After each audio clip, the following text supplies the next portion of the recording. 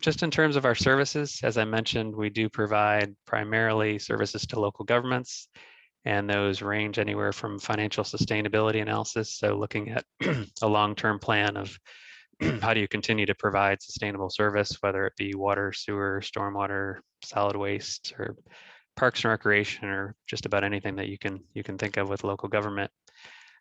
So we do those analysis. We also have been doing a lot of affordability analysis recently, where we look at where a community may be facing affordability challenges. We'll actually do that at a census tract level and look at ability to pay services. And then based upon those analysis, we also help with devising customer assistance programs. Do a fair number of financial feasibility studies, so studies in support of bond issues.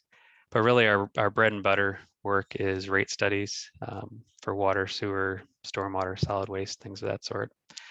But occasionally we'll be brought in to do other analysis, such as impact fees, where we'll look at trying to have growth pay for growth and things of that sort.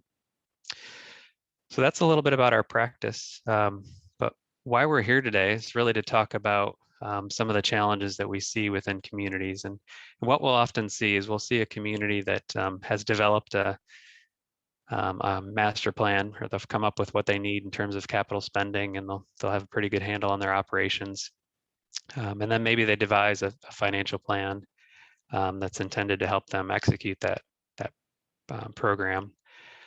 But inevitably what happens is something like COVID, which hopefully doesn't happen too frequently, but inevitably what generally will happen is capital projects will cost more, capital projects will be deferred, or they'll need to be brought forward. Things weren't identified and things of that sort. And what we'll see is a community will struggle with how to address those once the consultants have left, or won't necessarily know how to manage those changes. And so what we've developed is really what we're calling a bridge to the future, which is allowing you to have a tool that allows you to evaluate those changes. So instantly you can see what the impacts are when you have some changes in your capital planning, what happens if capital projects cost more, or for political reasons, you need to move projects backwards and forwards. We now have a tool that allows you to evaluate those, and allows you to evaluate those internally using the tool.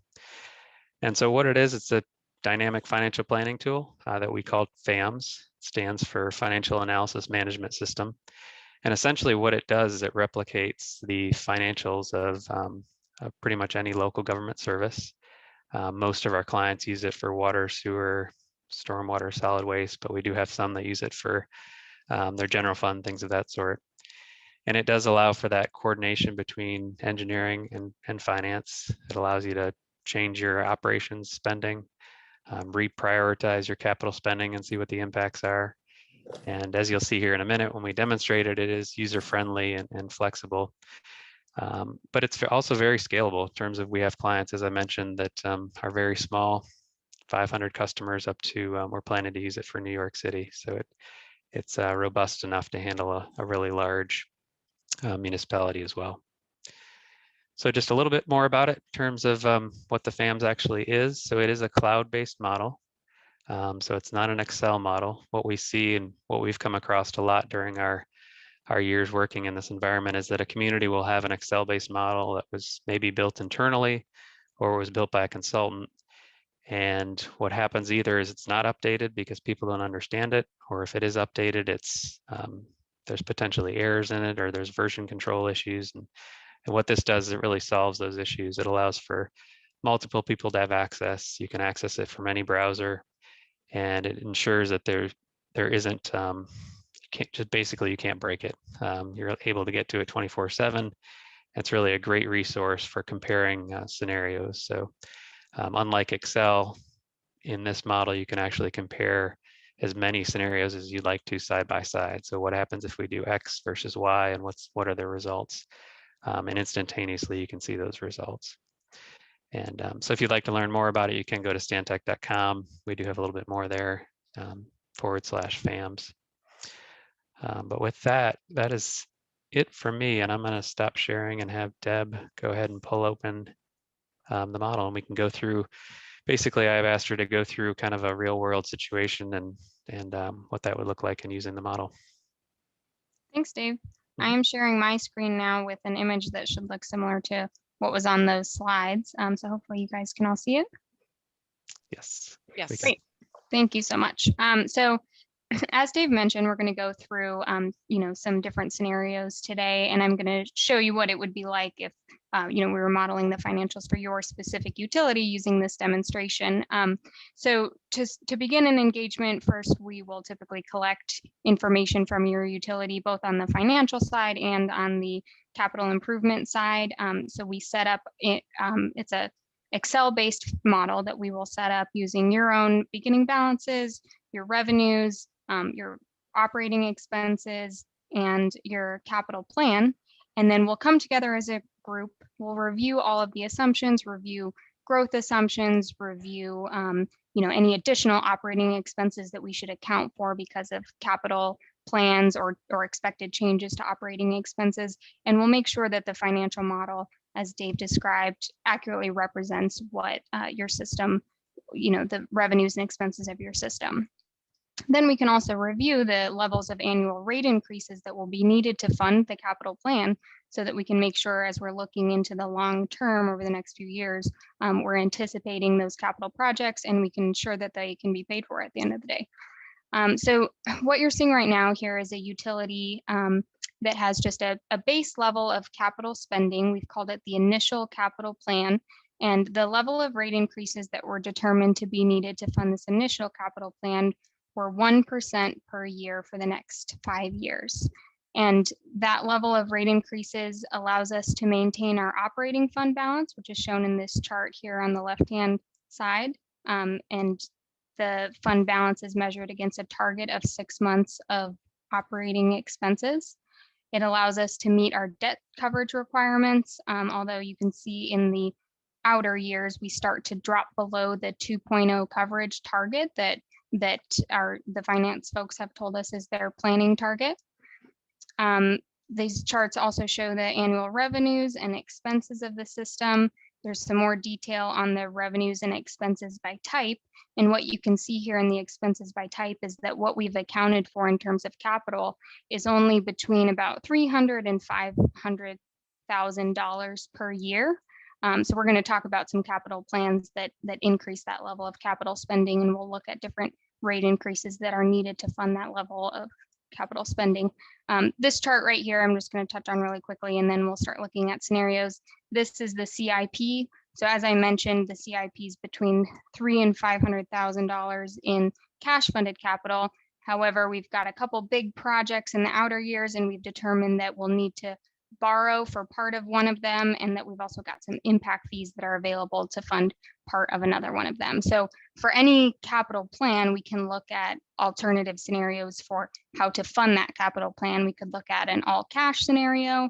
We can look at an, optimizing where cash can be used if it's available, but then borrowing can be used above and beyond the cash that's available. And we can also factor in, the specific dynamics of your system, whether you have additional funds, potentially grants or interim financing, so that we can look at the full capital picture and determine what the impacts will be on the financials of your system. So next, I'm going to flip over to the CIP tab of this model. So you can see here, this is what's in the current capital plan. There's a little bit of funding for some different programs, a SCADA system upgrade. We've got a little bit of annual R&R. There's a handful of projects in here. And what we can do interactively is shift around the level of capital spending, move it up or down, move it forward or backwards to see how we can make sure that the rate plan works for the CIP and vice versa. But what I'm going to show you next is a pre-programmed master planning version of the CIP. So over here, we've got different pre-programmed inputs based on information that was provided for this specific client. And I'm going to click under CIP. Right now we have the initial CIP selected. I'm going to click the master plan. And then I'm going to flip back over to the panel and see what impacts this has on our financials and whether or not we can pay for this additional capital. The R&R spending has gone up in this plan. The water line replacement has gone up in this plan, and we've actually added a large multi-million-dollar project in the next few years for well fields expansion. So if I flip back to the panel and I press calculate, with this current level of rate increases, what you're going to see is that we don't have any additional room in our fund balances to be able to pay for that capital planning. And not only do we drop below the target, but we actually drop below negative. So the next step would be to look at, okay, what level of rate increases may allow us to fund this capital plan?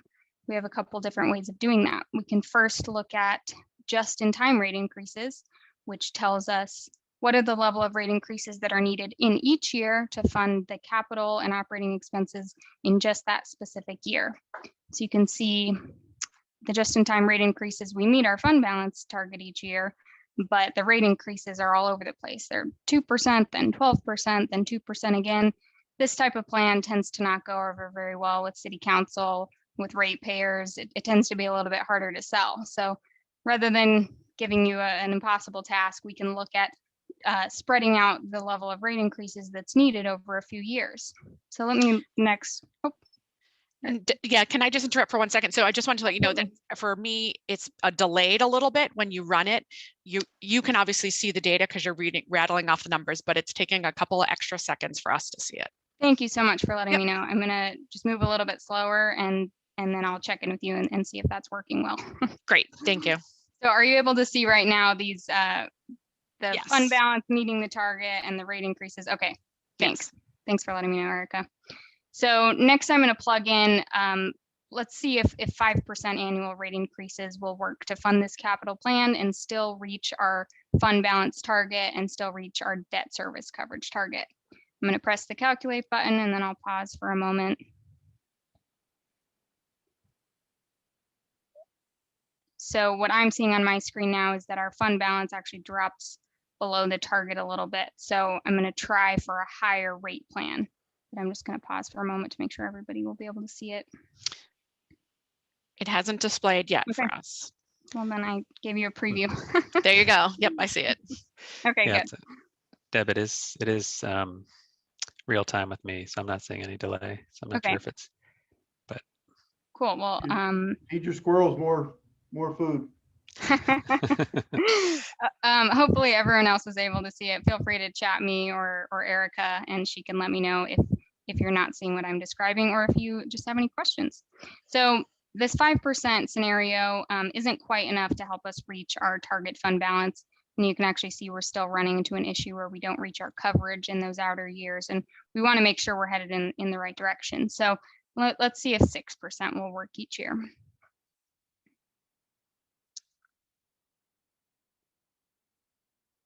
And on my end, we're now reaching our fund balance target each year, but I'm going to pause. And so the idea is that you could come away with a rate plan for the next 1 or 3 or 5 years that lets you know you'll be able to fund the capital plan that you have in place.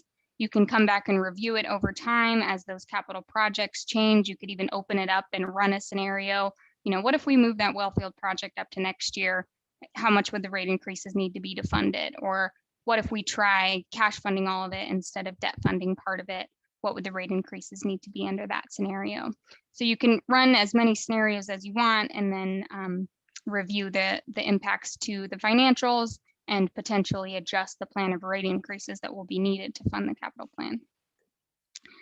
So that's an example of some of the scenarios we could go through as we look at a different CIP. You know, something that several of our clients have come to us with this year that was unexpected is they've had some changes to their financial picture just because of COVID.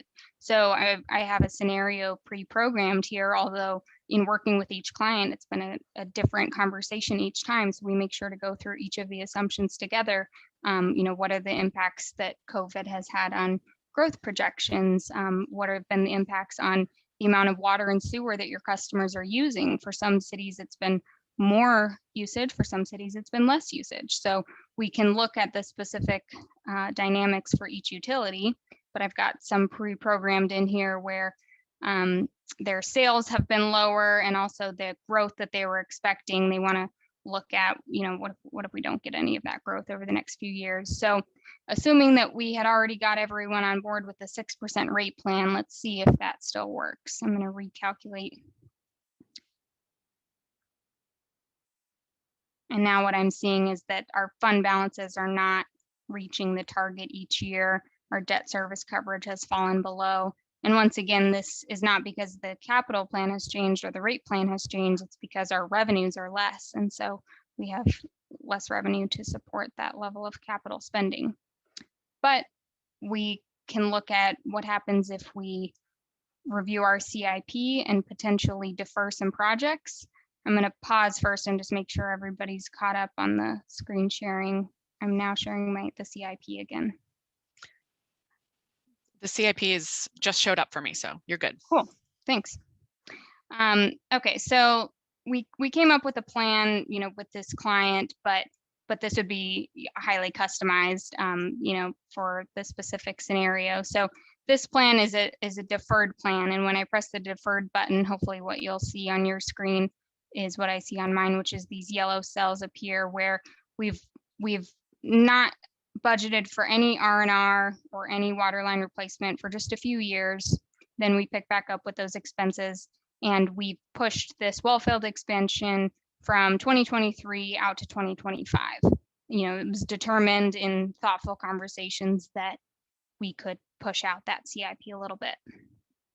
We also did what we call sharpening the pencils, and we looked at the historical CIP spending against the budget for CIP, and we determined that typically we really only spend about 90% of what we expect to spend in the CIP. Similarly, on the operating expenses, we've determined that we tend to be pretty pretty conservative in budgeting for personnel expenses, and typically we only spend about 95% of what we budget on the personnel side. So we're going to factor those in a little bit, and that will help our annual cash flows just a little bit too. So I'm going to flip back over to the panel.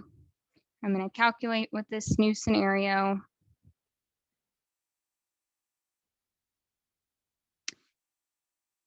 I'm going to pause for a moment just to make sure everybody's caught up.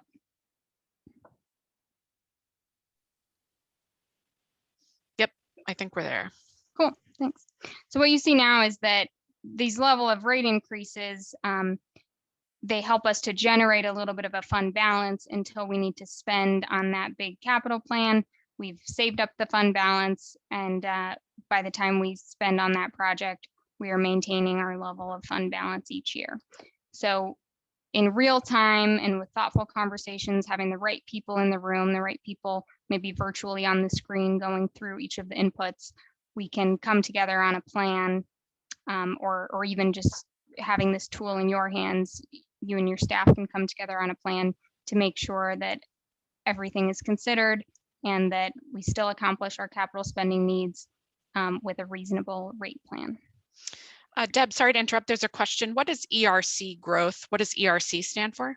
ERC stands for equivalent residential connection in this case. So that's, I think where you maybe saw that is over here. So I can show you some of the assumptions that are able to be manipulated in this model. For each utility, we can put in any number of assumptions. But in this case, I'm going to flip over to the assumptions tab. What we've assumed is under the, let me start with the baseline plan. With the baseline plan, we've assumed that there will be 100 new water connections each year, so equivalent connections, meaning some of them will be residential, some of them may be commercial, but in terms of equivalencies, if you were to boil it all down to an equivalent residential connection, we've determined there'll be about 100 new equivalencies each year. On the sewer side, we've determined there'll be about 75 new equivalencies each year. And so those tie to essentially the fees that are associated with those connections, right? Okay. Exactly. So that's the organic growth that your utility experiences. You have growth in revenues from new connections, in addition to any growth in revenues from rate increases. And these are assumptions that we would review with the financial folks in your organization, as well as the engineers weigh in on some of them. I can show you some of the other assumptions that we have here in terms of There's not only growth, but escalation factors tends to be something that we spend a lot of time reviewing, where we've assumed a standard escalation factor for salaries and wages. Sometimes different utilities will have estimates for fuel, utilities, and chemicals. There may be contracts in place, and we know that a few years down the road, we're going to have a 10% increase in chemicals costs. We can manipulate the financial model to accurately reflect those operating expenses over time. And Deb, one thing I was going to mention is you showed us all the pre-programmed scenarios or saved inputs, but just to kind of drive home what you can do if for example, Deb was to go to the CIP and she was just to drop in something new in one of the years, you could put in a $2 million project somewhere. Yeah, let's see. We have some just blanks for additional capital. So we could say, what if there's an additional capital project that's going to be cash funded in 2025? Yep. Type that in and then immediately be able to calculate what the impacts will be of that. And then also, if you go back to the CIP with that one in there, Deb, just to show real quick how that you could then save that as an input. So Yeah. now if you do the plus symbol on the saved inputs. So we could call this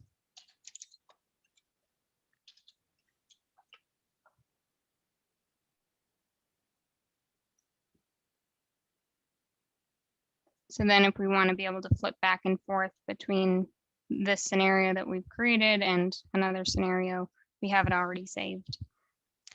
Yep, and that just demonstrates the flexibility. So you could do that for any assumption on any of the tabs for any of the various inputs. So it allows you to ultimately come up with really an infinite number of different ways that you could compare and contrast.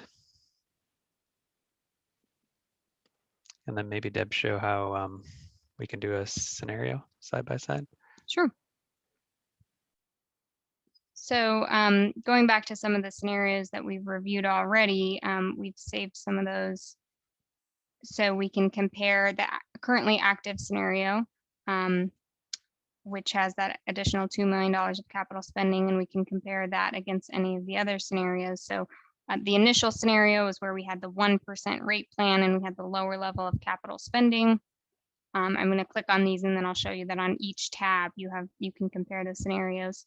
And then the master plan scenarios where we had the higher level of rate increase and we had the higher level of capital spending. So as I scroll through, you can see that under all scenarios, we reach our fund balance target, but under the master plan scenario, we have the higher level of capital spending in 2023 and 2026. We can also go to, let me see, we have a Kpis tab, which allows us to compare some different targets of debt service coverage, bill as a percentage of MHI, which Dave mentioned affordability earlier. Sometimes this is a metric that staff or city council likes to have on hand so that they can know what the impacts will be to the residential customers, as well as just comparing, what the rate is under each of these different scenarios. The bill for each customer would be under each of these scenarios. So there's any number of different metrics that we can bring in depending on what will be the most relevant to your utility, and then easily can compare one scenario to another. Maybe one more on this page, Deb. If you go down to the bottom and you just hit the edit page, let's do the plus symbol and bring in. Which ones? Let's see. Please cash on hand. Let's show the KPIs. So if you hit the plus symbol and then scroll down to KPIs. Sorry, I was scrolling right past it. Okay, there we go. So we have pre-populated this table, which is something that we can customize. But when you click on each element, you can compare each scenario for each of these different performance indicators. So this is percentage of CIP funded by debt. And one thing that in the scenario that I just ran, you may have noticed there wasn't much of a change to the fund balance because we have some optimized CIP. But one area where it does vary is that when we added that $2 million, we debt funded most of it. So our CIP is now more debt funded, which is a metric that some utilities want to cash fund more of their CIP. So they would look more favorably upon lower numbers in this particular metric.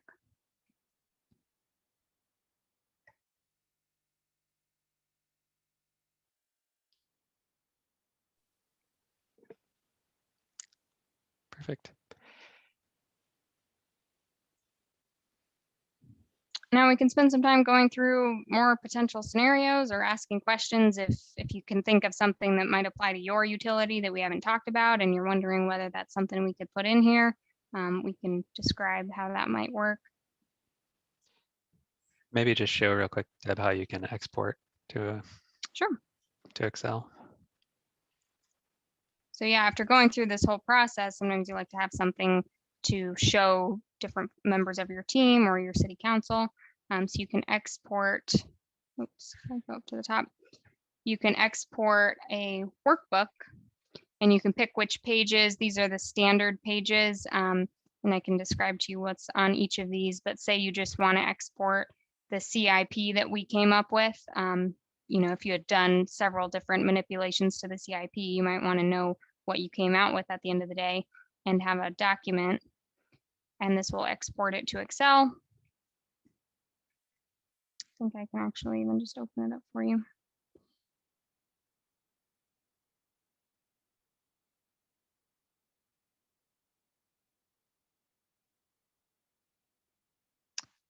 And this is what it'll look like before we customize it for the specific project names. But here would be the CIP in an Excel version, and sometimes it's easier for people to work back and forth with this version. Yeah, I think we're just seeing the model still, Deb. Oh, shoot. I'm sorry. That's because I didn't share my whole entire screen. Sorry, 1 second. Okay. Here's the results workbook in the Excel format. Yep. So here's that additional $2 million project that we input. So anything that you input on the fly, you might want to have a record of it. And this is a good way to keep track of that.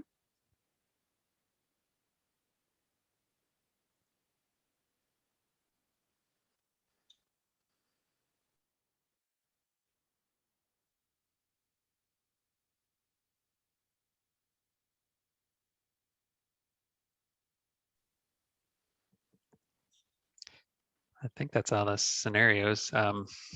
Like I mentioned, it does have version control. So if somebody comes in and does all these changes, this would be under their version, and you can share a version and whatnot. But demonstrates how it's pretty unbreakable in terms of you can't screw up the underlying analysis. But yeah, like Deb said, we'd be happy to take any questions. We do, if you notice, there's a little bell up at the top. We've pre-programmed some notifications that if issues pop up, like you're not meeting certain targets, the model will let you know if there's issues and things like that. So we found that to be pretty effective. But and of course, there would be a training, you know, there'd be going through the initial assumptions, making sure the model's set up in a way that accurately demonstrates the financials of your utility, but then we can train you on how to use it so that you can make those on the fly scenarios.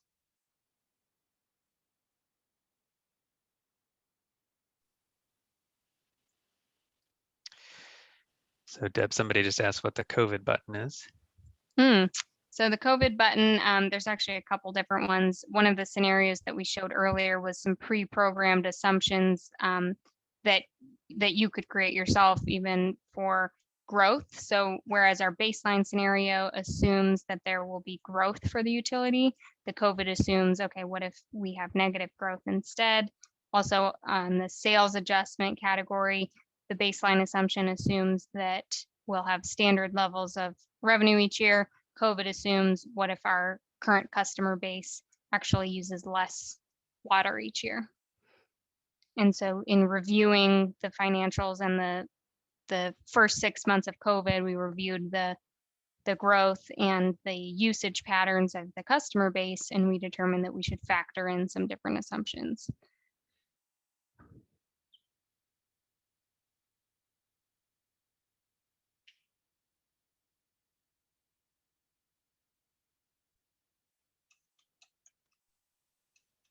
So this is Mark Byron at Groton Utilities. So I asked the question whether the same financial modeling will work for electric, and the answer was, yeah, I think it does, right? Any utility. So there's no specific modeling related to water, sewer, solid stuff. Nope. It's all financial, straight financial modeling. It is. Yep. Okay. Yep. And And we you can do. tell us how do you get access to this, and how do you get trained on it? You know, what are the, is there a startup cost, that kind of thing? Is it on, I'm assuming it's all cloud-based? It is cloud-based. Yeah, since we use Microsoft Azure, we use SharePoint basically as a way to access. So it's stored there, and then you have the ability to access it using that approach. And typically, yeah, there is just to get it set up, there is a cost for setup, and then we do have a kind of a subscription fee to make sure that it's maintained. And so those would be the costs associated with it. But we have used, trying to think if, I'm pretty sure we've done it we have a FAMS in the cloud that's electric. So we have done it before. We could Through show the you a years, demo of that yeah. one specifically if you're interested in setting up a separate conversation. Well, I actually have electric, water, and sewer. That's why I'm asking. I have all three utilities, and it would be a very handy tool to have. I mean, we're going through, like everybody else, our fiscal year budgeting now, and this would be basically it's a sensitivity model, right? Yep. Yep. Yeah, essentially sensitivity model that allows you to do your financial planning. Yep. Okay. Yep. So somebody asked whether it could be used by a DPU or DPW. Absolutely. We have clients such as the city of Fort Lauderdale, Florida uses this for, I think, all of their enterprise funds that fall under their Department of Public Works. So they have a beach fund and a solid waste fund, water fund, sewer fund. So yeah, we definitely would work for a Department of Public Works. And you could, if you wanted to.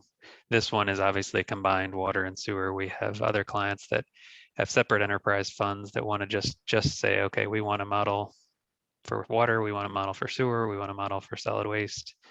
So it's flexible in that you can combine them or have them individually.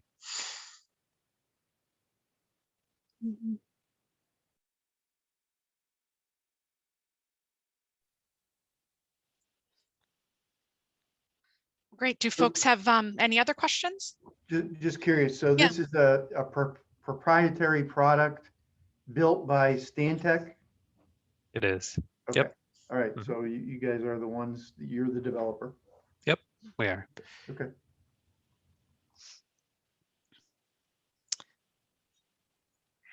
All right. So if there aren't any other questions, I just want to thank both Deb and Dave for presenting to us today. And I'd also like to thank everybody participating on the call. We appreciate you guys, being interested in sort of learning a little bit about some of the financial services that that Stantec offers.